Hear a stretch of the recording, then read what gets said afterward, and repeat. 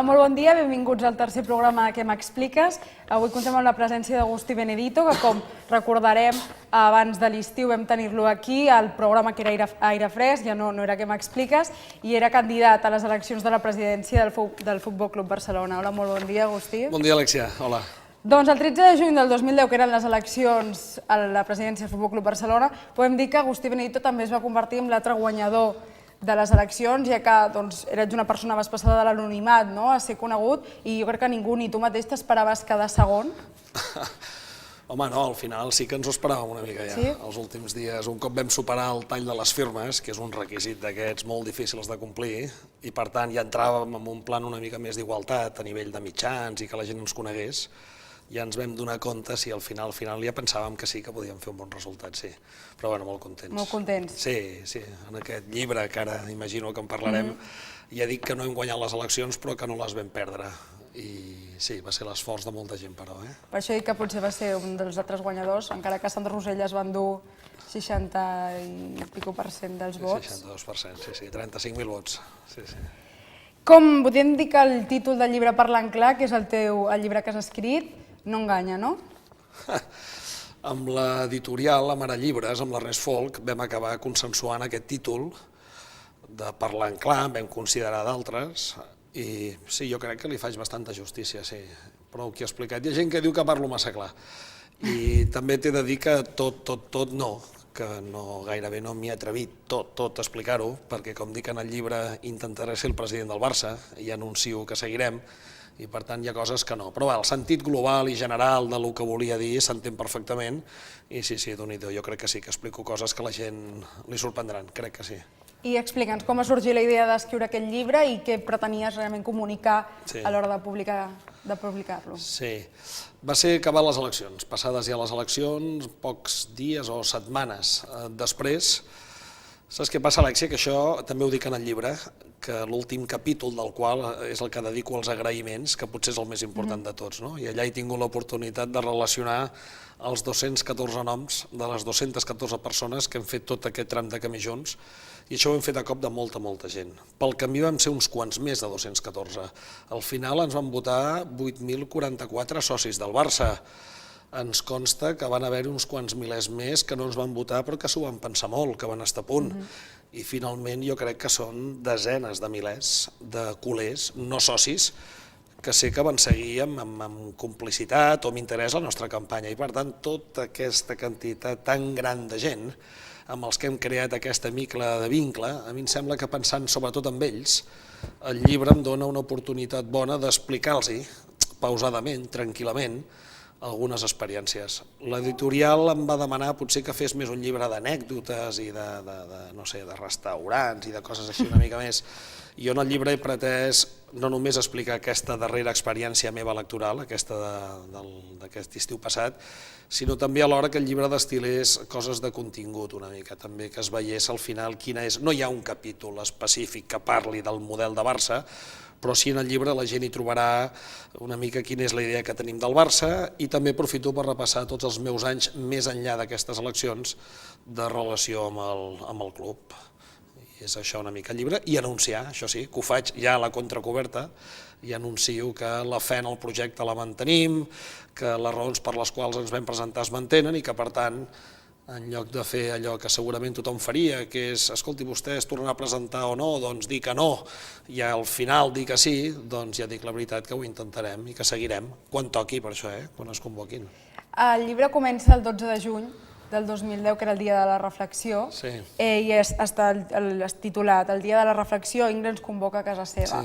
Per què no va ser possible un pacte? Per què Agustí Benedito no va accedir al pacte? Sí, és veritat que l'últim dia, que és el primer capítol del llibre, va haver-hi aquella reunió que el Marc Ingla em va insistir d'anar-hi amb ell, amb el Jaume, però aquella va ser l'última d'una sèrie de reunions, sobretot d'aquella última setmana, on per una banda la gent del Marc Ingla tenia molt interès de fer un pacte deixant fora a la gent del Ferrer, per entendre'ns, i paral·lelament hi havia un interès de la gent del Ferrer que jo pactés amb ells deixant fora a la gent del Soriano, i a més de manera radical, totes dues parts. En l'últim dia, l'última nit, que tot plegat ja era una bestiesa, van intentar, aquella última nit, que hi hagués, ara sí, aleshores es van posar d'acord, que intentar fer un acord de tots tres, de fer una roda de premsa aquella mateixa nit, a 7 hores de comencessin les eleccions, i a l'endemà que la gent es trobés que en lloc de 4 paperetes n'hi havia 2. No, no va ser possible perquè jo ja ho vaig dir, tots aquests dies públicament, no? Perquè això no era tant un tema de qui va de president i quants meus entren i quants teus entren i no sé què, aquest era un tema de projecte de Barça. Llavors, tots és veritat que estàvem d'acord amb una cosa, que és que tots consideràvem que el Sandro Rossell no era la millor opció. Amb això estàvem tots d'acord, com jo considerava que la millor opció no era la del Ferrer ni la de l'Ingloi, però en el contingut, que al final jo entenc que això va d'això, no hi estàvem d'acord. No hi estàvem, i per tant, com a més ni en parlaven de continguts, també t'ho he de dir, allà es parlava de coses menys de projecte, i com el projecte era diferent, doncs per això no ens vam posar d'acord. No era un tema de persones només, era un tema d'idees. No va ser possible, no. I una vegada s'has publicat el llibre, has sortit al carrer i tu suposo que te l'has tornat a llegir, trobes que t'has deixat de parlar d'alguna persona o de citar alguna cosa important que creguis que potser hagués estat bé que hi sortís en el llibre?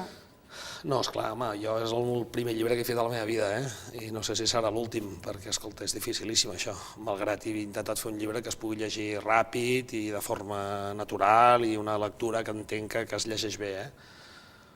No, coses importants que hagués pogut dir, no parlant del que parlava aquell llibre, no me n'he deixat cap, i de coses que potser hagués reescrit d'alguna altra manera o potser alguna l'hagués fet d'alguna altra manera, no? Però en general no, em sembla, estic content amb l'idea inicial que teníem de fer el llibre i com ha quedat finalment, estic content, jo crec que respon bastant a la veritat i a l'interès que hi havia de fer el llibre, sí. Alguns han dit que ets un oportunista, no?, per haver tret aquest llibre ara, parlant del Barça. Tu què en penses d'això? Sí, bueno, jo no ho he sentit, però segur que ho diuen, no? Com ets un oportunista quan anuncies que vols ser president del Barça i quan et presentes unes eleccions i més quan ets una persona que no aconseguiràs les firmes i que sous aquí per treure el nas i fer-te popular i després resulta que fas les firmes i després resulta que fas més vots que ells i escolta'm, i fins que guanyes la presidència si la guanyes, no? I oportunisme, després d'haver fet unes eleccions i després de... Bueno, la gent, jo no sé què es deuen pensar del que representa fer un llibre a nivell de notorietat, és a dir, la gran notorietat i la gran visibilitat la tens quan estàs en el tram final de la campanya. Jo no sé si el llibre a mi m'aporta massa més, diguem-ne, per anar a treure'n un profit. No, ho faig amb un exercici, creu-me, d'intentar demostrar que les coses es poden fer d'una manera natural, que de tot se'n pot parlar de manera natural. Queden 5 anys per les eleccions de Can Barça. Si el que busqués fos una altra cosa, potser hauria d'haver-lo retrasat aquest llibre fins d'aquí, no sé, 3 o 4 anys, no?, per estar una mica ja amb... No sé, però bueno, respecto l'opinió de tothom i, escolta, tothom té dret a dir el que vulgui, però no considero que sigui oportunisme. Potser era por? Potser tenien por a que expliquessis alguna cosa? Bueno, això sí que estic segur que n'hi ha més d'un que no està gaire content, sí. De fet, em consta que hi ha més d'un i parlo de bastanta gent, no? Però, escolta, jo parlo de les coses tal com són i em sembla que la gent que el pugui llegir, els culers, per què no hem de poder parlar de les coses dient-les pel seu nom? Jo ja sé que estem habituats amb una manera inclús, no sé, els mitjans, no? Inclús, no?, de parlar, i els polítics, i polítics amb els que jo conec personalment, que quan estan un a un et parlen d'una manera i de cop, quan comuniquen amb la gent, doncs veus, no sé, una artificialitat o una manera estranya, hi ha coses que no es poden dir, que no es poden parlar, del Barça i en general, si em permets, de la societat, en general també. Jo penso que de tot se n'ha de poder parlar i per tant, per la part que a mi m'afecta més, que és el Barça, doncs escolta, he decidit fer aquest exercici d'explicar-ho, però bueno, ja veurem fins on ens porta. Ser president del Barça és tota una gran, enorme i meravellosa responsabilitat, com afirmes en el llibre? Oh, i tant. Per un culer, per un barcelonista, imagina't, els que som culers de nano, i els que no són de nano però ho són, i si tens present l'extraordinària dimensió pública, la notorietat, la visibilitat, la potència, la capacitat que té el Barça d'inserir-se, d'incidir en la pròpia societat en la que viu i més enllà de Catalunya també, i poder recollir el testimoni de 110 anys d'història, de tantíssima vinculació emocional, de tants milers, desenes, centenars de milers de persones que segueixen el Barça. Esclar, això acaba sent un honor i una responsabilitat altíssima, em sembla que és molt evident, sí. En el llibre desveles que, i com has dit al principi de l'entrevista, tornaràs a presentar les eleccions del Barça del 2016. Creus que a les properes ho aconseguiràs i tens alguna fita, a part de ser president, alguna manera de com fer-ho o ja estàs pensant o encara és massa aviat? Sí que ho dic, i ho dic a la mateixa contracoberta del llibre, ho dic, continuarem perquè els somnis no són propietat de ningú. Aquesta frase, això és exactament el que dic. Però és que a mi em sembla que és normal, què he de fer? Fer el que va fer el Sandro, per exemple, que quan va fer el seu llibre, quan faltaven 4 anys i li pregunten si seguirà, diu mai no diguis mai, volguem deixar, què he de fer? Dir que no tenim interès de presentar-nos, enganyar la gent i d'aquí 4 anys aleshores dir que sí. No, les raons per les quals ens vam presentar romanen intactes. La fe en el projecte del Barça que teníem és exactament el mateix i pel camí hem aconseguit recollir una quantitat de suport que no teníem. Doncs clar, que seguirem. Això sí, vull dir una cosa clara també, perquè després hi ha gent que m'ho demana. El que no faré és oposició en el sentit d'estar permanentment comentant o erosionant o esperant el moment que falle no sé qui per anar des d'aquesta posició que jo pugui tenir dintre del barcelonisme, no? No, perquè crec que no li faig cap favor al barcelonisme ara, que quan arribi l'hora, quan toqui, quan sigui el moment, de la mateixa manera que vaig fer-ho ara, i potser amb una mica menys de dificultat, això sí, perquè ara poc o molt, doncs, se'ns coneix una miqueta més, sí, ho farem. Què farem aquests anys? Com no faré oposició, tampoc no sé, no tinc, l'altre dia m'ho preguntaven, no tenim una estructura, no sé, feta, no. El que passa que jo tinc la immensa sort que hi ha molts barcelonistes, molts, que tenen interès de conèixer-me i de parlar amb mi i em conviden. I a tot arreu on em conviden, si puc, hi vaig, perquè és una bona manera no només de conèixer el Barça, escoltar els culers, sinó gairebé diria també de conèixer el país. Una cosa no es pot destriar de l'altra i per tant jo és que hi disfruto, on sigui, el poble que sigui de Catalunya i per tant això, mentre em convidin a anar a conèixer-los, clar que aniré i els explicaré el que ells vulguin escoltar i això ho seguiré fent, però una cosa així estructurada, si és la pregunta, o de sortida a la premsa o d'un equip de gent treballant, no, això no toca, ara no és el moment, això quan es convoquin, quan falti menys temps. I ara ja tornant a les eleccions, no? Abans, quina és l'estratègia de comunicació que va seguir Agustí Benedito de passar de l'anonimat a donar-se a conèixer? Quina és l'estratègia de comunicació que tu amb tot el teu equip veu? Sí, per sortir de l'anonimat a donar-te a conèixer, l'estratègia de comunicació no és important, del meu punt de vista. El que és important és aconseguir complir el requisit d'aconseguir les 2.095 firmes vàlides que fan falta per ser proclamat. Perquè en el moment que ets proclamat candidat, automàticament entres en un escenari diferent. Aleshores sí, aleshores tens l'interès dels mitjans d'escoltar-te. Per tant, l'estratègia de comunicació, jo entenc per ser efectiva, que no s'ha de posar en marxa ni és necessària prèvia en aquest moment, sinó això sí, en els últims 8 dies de campanya, que és quan ja tens l'oportunitat de que t'escoltin, aleshores sí. I en aquests últims dies, nosaltres que teníem la nostra direcció de campanya, el Xavi Roig va ser la persona que va portar-ho, coordinava, és veritat que al final, Alexia, m'ho han preguntat després altra gent, i avui que estic aquí, a Comunicació de Blanquerna, jo vaig decidir-ho fer d'una altra manera. A mi al final em va semblar que per parlar del Barça a barcelonistes podia anar directament a explicar allò que pensava, allò que sentia, sense massa preparació. Jo sé que els altres candidats s'ho preparaven molt. Jo, de fet, els hi notava. Quan ells s'expressaven i com ho feien, notava que darrere hi havia molta feina de comunicació. I a mi m'ho semblava. Frases molt repetides, gairebé posats, estratègies gairebé de llenguatge corporal, molta pràctica darrere. Però això a mi em semblava artificial. A mi em va semblar que gairebé els hi anava en contra d'ells. Per tant, jo vaig optar més per una manera de comunicar més natural, més espontània. I aquesta en si mateix potser és una estratègia, no ho sé, això vosaltres que en sabeu més, oi? Però vaig intentar-ho fer d'aquesta manera, sí. Què n'opines de la gestió que està duent a terme Sandro Rosell al Barça? Creus que ha decebut a molts socis que el van votar en el poc temps que porta com a president?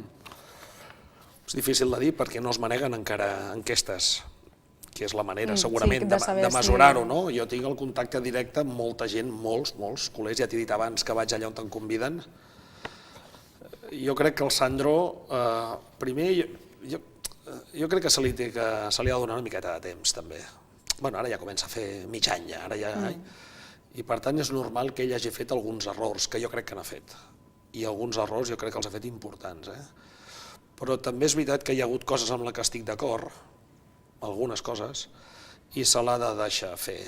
Jo espero que ells acabin superant aquest ressentiment que jo els hi noto, o almenys m'ho sembla, potser fruit d'aquests anys de fer aquesta oposició mig descarada, amagada, però més enllà d'aquest ressentiment, algunes decisions que ha pres jo hi estic enfrontat, no m'agrada, ara recordo aquella assemblea de compromís ara, no és per avorrir, no? Amb allò que se'n van dir l'acció social de responsabilitat, que representa una demanda per quantitat de molts milions, això jo no estic d'acord. I ara recentment, aquests dies, estem amb aquesta decisió també de tanta transcendència emocional, com és el contractar una sponsorització pel lloc... Això també era la següent pregunta, perfecte, perfecte. Central, i jo amb això hi discrepo. Jo d'haver set jo el president del Barça no ho hagués fet, però és molt important respectar-li, perquè, com tu molt bé has dit, van ser 35.000 socis del Barça i potser sí que algun ara no hi estarà d'acord, però va ser una victòria, escolta, aclaparadora. Llavors, no han passat ni 5 mesos, per tant, per bé o per mal és el president del Barça, ho serà els pròxims 5 anys i mig, i jo crec que el millor favor que li podem fer al barcelonisme en aquests moments és, no sé si donar-li suport, però com a mínim deixar-lo treballar. És que altra cosa, si no, anirà contra el propi Barça. Llavors, això del Qatar Foundation, trobes que és un error haver fet aquest acord de patrocini? Aquí, en aquest episodi, diguem-ne que subjauen 2 o 3 elements, no? El primer potser és el fet, efectivament, de posar per primera vegada, amb 111 anys d'història, posar en l'espai central, oi? El principal de la samarreta, associar-nos la imatge amb alguna marca, no? Si la gent pot estar a favor o en contra. Després, si decidim que això és necessari o és bo, quina és la marca amb la que voldríem que el Barça, ja que ho fem per primer cop, ens hi associéssim, diguem-ne, no? I jo t'he de dir que jo soc contrari ja a la primera, a l'esponsorització, i encara de manera més clara, no, a mi no m'agrada. És el major patrocini que s'ha fet en la història? Sí, segur. 30 milions d'euros anuals més... Segur. Potser hi ajuda el fet que sigui la primera vegada que hi portem publicitat. Aleshores, jo, Qatar concretament, doncs no, és un règim polític i és una situació amb la qual jo, francament, més m'hagués estimat que posats a tenir que posar publicitat ho haguéssim fet d'alguna altra manera, i un tema encara més delicat, que és que el Sandro farà la seva roda de premsa explicativa quan acabem de gravar aquesta entrevista, diguem-ne, no? I per tant l'escoltarem amb atenció. Però és evident que estem parlant d'un govern, el de Qatar, amb el que el president del Barça hi ha tingut durant molts anys molts interessos comercials, i les seves empreses principals les ha fetes gestionades a través de la col·laboració precisament amb el govern de Qatar. I per tant aquest espai del dubte, diguem-ne, que ara el president del Barça d'alguna manera hi tinguem el nostre principal sponsor i és precisament amb aquesta gent amb qui el president hi ha fet, diguem-ne, la seva carrera professional, doncs també hi afegeix, crec jo, un element no sé, que podria portar a confusió i a conflicte. Per tant, sí, no m'agrada gaire, però li respecto i ens hi haurem d'acostumar, perquè això va per llarg. I ja per acabar, una pregunta molt més personal. Aquest Barça està fent història, farem una altra vegada el triplet aquest any, o serà el Barça de les 6 copes, perquè pel que està demostrant 28 gols en 3 partits sense ningú en contra, és una meravella. En 3 partits no, amb uns quants més, una mica més, però és increïble, el del Barça. Escolta, i avui m'has convidat a venir l'endemà d'una altra maneta, d'una altra manita, sí. I és increïble com juguen, jo no sé quant de temps durarà, però els que, com jo, portem molts anys seguint el Barça, per edat, vull dir, no? I hem passat anys de passar-ho malament, escolta, jo estic convençut que vindran èpoques on te recordarem amb nostàlgia els anys que estem visquent ara, perquè realment és d'un nivell esportiu, i no només esportiu, increïble. Hem de disfrutar-ho al màxim, perquè malauradament no durarà tota la vida, però és increïble, increïble. Són moments realment brillants, sí. Doncs hem acabat. Moltes gràcies, Agustí. Molta sort amb el llibre, que el compri molta gent i el llegeixin, i doncs sort per les eleccions del 2016 i que a poc i molta sort. Gràcies a tu, Alexia. Gràcies. Doncs nosaltres tornem el proper dilluns, que tindrem amb nosaltres a Xavier Tria. Gràcies.